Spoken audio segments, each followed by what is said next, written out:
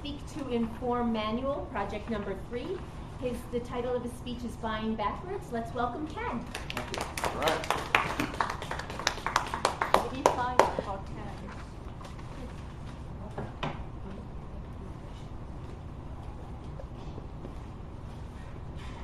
Are you familiar with the experience of going into a store, seeing something on sale at such a sale price that even if you don't need it, you thought about buying it?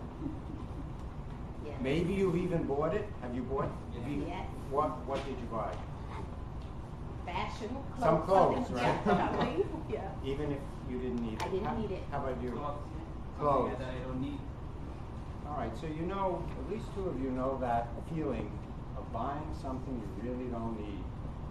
Well, I did that too. I bought something I didn't need, and I call that buying backwards. Normally, you need something, you go out and buy what you need. Or you're doing something and you need a tool or a piece of clothes, then you buy it, not the other way around. But I bought something backwards, and today you'll hear about my story about buying backwards. But more importantly, I hope you'll learn how you can use the thing I bought the way I learned to use it. Are you wondering what I bought? Yes. Now Maxine said no. Maxine said, forget about it. Well, I was in that wonderful store on Wabash in Ohio in the old Medina Temple. It's now Bloomingdale's Home and Housewares. Do you know that store? It's gorgeous. The outside has the brick walls, there's the Moorish windows. You go inside, there's that great round main floor that's brightly lit, full of housewares and homewares. And I saw something on sale, marked down from many hundreds of dollars to hundreds of dollars. And I had to buy it. I'll show you what it is. You are wondering, what does he have in that box? What do you have in that box? A set. Oh. No, of German kitchen knives of the finest German steel. Now you're probably thinking, well, what's the big deal? Any cook needs a good set of kitchen knives. I don't cook. Well, that's not exactly true. I microwave dinners. I don't cook anything. Anyway, I got these things home, and I'm looking. I mean, they are wonderful knives, the construction of them. And as I pull each one out, I realize they have different shapes. I bet they're used for different things. Little ones, big ones. Yeah. This was sort of a mystery. Buying backwards, I bought these things. Not only do I not cook, I don't even know how to use them. What would you do in a case like that? Return it. Return it? Invite somebody over and have them show you how to use it. Ah, I haven't tried that. What If would, someone know how can use it. yeah, ask somebody. Like me, I'm good cook. You're a good cook. I have an offer already. Good. All right. What would you do? I would unshop. Meaning, Take them back. take them back. Shave them down so they're all the same. So they're hammers. All the same size. Give them as a gift. What I did, go to YouTube and look up how to use kitchen knives. And I found out the names of all these knives. And today, you're going to learn what these knives are all about and how to use them. Yay! First, this wonderful looking knife is called a French chef's knife. Also, for some odd reason, known as a German chef knife.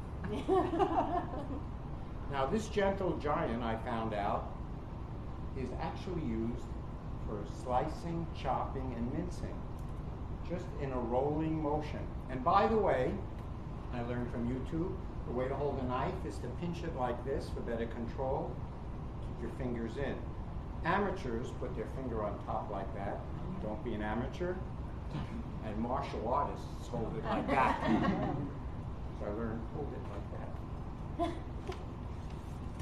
this wonderful knife, nice and thin, turns out to be a carving knife for slicing meat in nice thin slices. And its mini-me version is actually not a small slicing knife, and despite its name, a paring knife only comes in one. It's used holding it like this for taking out the tops of strawberries like this, or cutting out the inside of green peppers, any kind of delicate operation. This knife, you're probably familiar with, it's a bread knife, but there was another mini-me of it as well, a small serrated knife. A bread knife is used for cutting crusty or hard surfaced materials, including cantaloupes, for shaving the outside of the cantaloupe off. And this seemingly small bread knife is not used for tiny little loaves of bread for your children. It's actually a serrated utility knife for cutting what? Any cooks? Come on. What would you? Onions and Onions. You're on the right track. vegetables. Tomatoes, like a tomato knife, where it has a harder outside and a soft inside.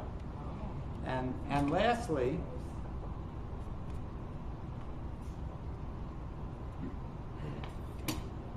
what's commonly called a sharpening steel is actually a honing steel. It doesn't sharpen the knife, it takes an already sharp knife and kind of aligns the surface to put an extra sharp edge on it. So now I know how to use these knives. I'm looking for recipes at this point to put the knives to use, especially ones that involve chopping, slicing, and dicing, because I know how to do that. Now, if you're going to go buy backwards, like I did, you can go in a store, see something on great sale, take it home, and wonder, well, what do I do with it now? Or, if you really want to get some use out of your buying backwards, go to YouTube, learn how to wear those clothes at the right setting, feel good about it, come to Toastmasters and give us a speech all about buying backwards. Thank you very much.